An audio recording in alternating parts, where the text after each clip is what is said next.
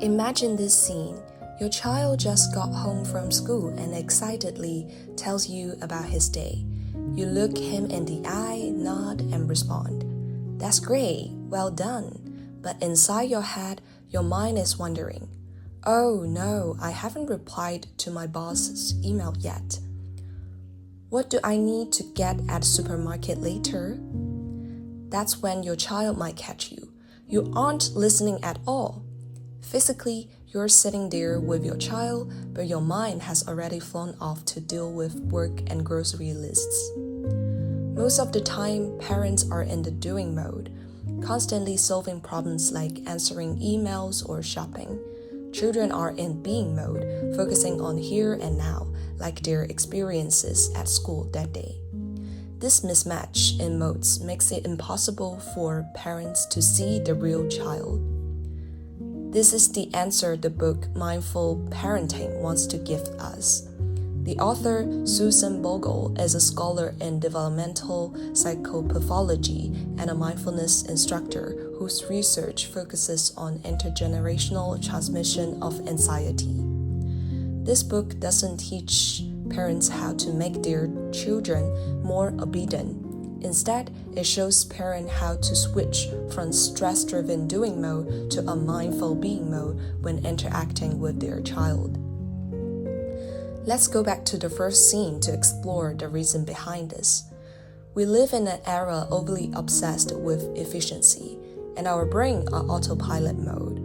Because taking care of a child involves so many things, it can turn into a long to-do list where we just want to tick off every item as fast as possible. So even though we're with our children every day, our attention is distracted by multitasking. We pretend to listen patiently, but actually our minds are already planning the next task. So how does mindfulness step in? Bogels proposes the beginner mind. In doing mode, influenced by our bias, we are used to labeling children, like he is the talented one or she is the responsible one. These labels leads us to treat them in a fixed way and limit their development. Bogels invites us to use mindfulness practice to break free from these labels. It's like seeing the child from the first time, seeing their true self without trying to change anything, simply being with this life. This is the shift from doing to being. Some parents might also wonder, why do we lose control of our emotions even though we love our children? Bogels points out that when a child makes mistakes, the parent's brain misinterprets these stress signals as a survival threat. This signal bypasses the prefrontal cortex responsible for rational thinking, so that parents act immediately without mindful thoughts. Biologically, this instinctive triggers fight, which is yelling, or flight, which is ignoring. In another chapter, Bogels mentioned that psychological schemas are also a trigger. When we overreact to our children, it might not be because the child did something wrong, but because our own maladaptive coping patterns were triggered. For example, a mother might get angry as soon as she hears the child cry. First, this is her inner wounded child mode reacting, the trauma of being ignored by her parents in childhood. It is also her internalized strict parent mode reacting, turning the strict discipline she received from her parents into strict discipline toward her own child now. Therefore, the child becomes the innocent victim of her inner wounded child and strict parent. Hearing this, do you feel heavy-hearted or start doubting if you are a bad parent? Take a deep breath. Because next, we are going to talk about the part of the book I found most relieving: rupture and repair. Arguments might feel like a break in the relationship, but every argument is an opportunity to get closer and help relationship grow. Many parents refuse to apologize because of ego or wanted to maintain authority, but actually, Anatta tells us the fake image we want to maintain doesn't exist. Admitting mistakes to a child to repair the relationship is not shameful. Instead, it sets a model for them in life and builds a deeper connection with us. Speaking of parenting style, some people view parental anger under stress as a moral problem, thinking that expressing negative emotions towards children is a sign of weakness. It even becomes public stigma. Bogle explains this from the perspective of evolutionary psychology, that it is a natural physiological response, which is more objective and rational. Amy Armstrong's research in neuroscience supports this mechanism. She points out that stress causes prefrontal cortex to rapidly lose function. Control of the brain is handed over to amygdala, which is responsible for emotions, thereby activating the fight or flight response. Jeffrey Young's research on schema therapy also supports the mechanism of schema mentioned in the book. Maladaptive schema are organized from recurrent memories associated with destructive aspects of a person's childhood experience. Bogels uses scientific facts to remove the stigma around parental anger, telling parents that yelling at their children might be a mode triggered by the body, not because they are bad parents. This guides the readers to shift their mindset from self-blame to self-compassion. As an Asian, I really appreciate Bogels' view on setting boundaries for children and prioritizing self-care over parenting.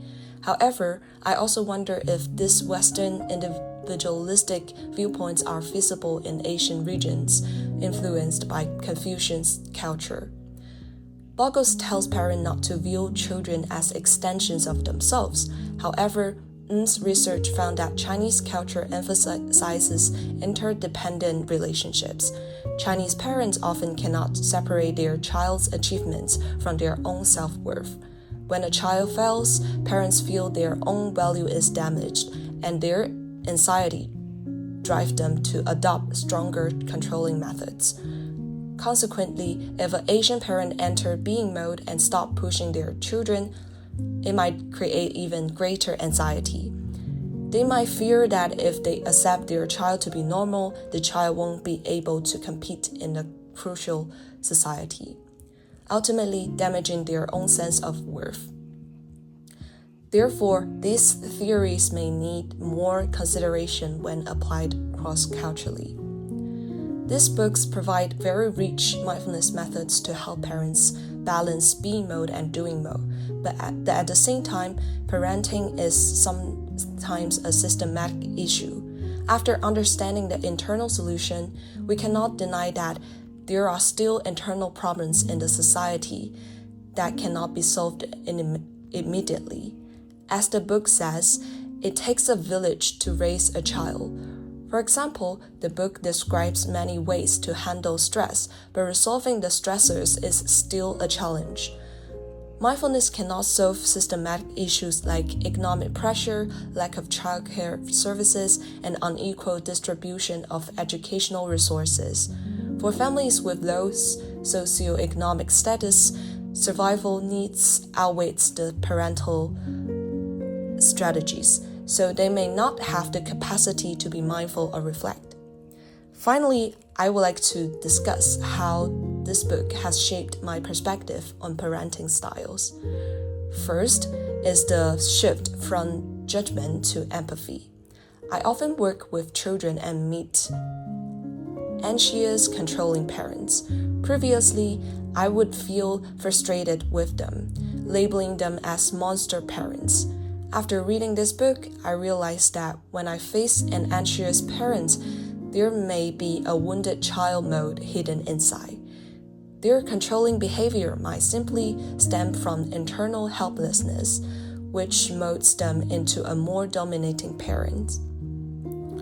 This also makes me reflect on my family parenting styles.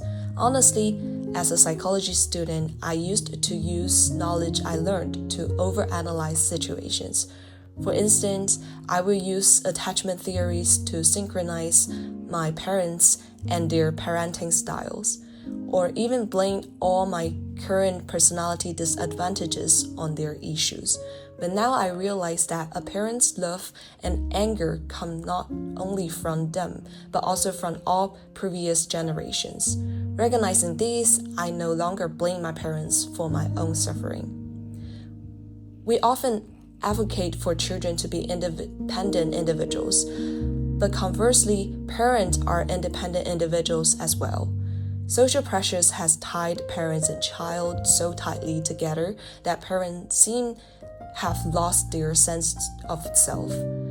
But behind the role of a parent, they are the person who is timid and afraid of making mistakes. Mindful parenting has taught me not only how to be a better parent in the future, but also how, as a child, to use beginner mind to re-examine our parents.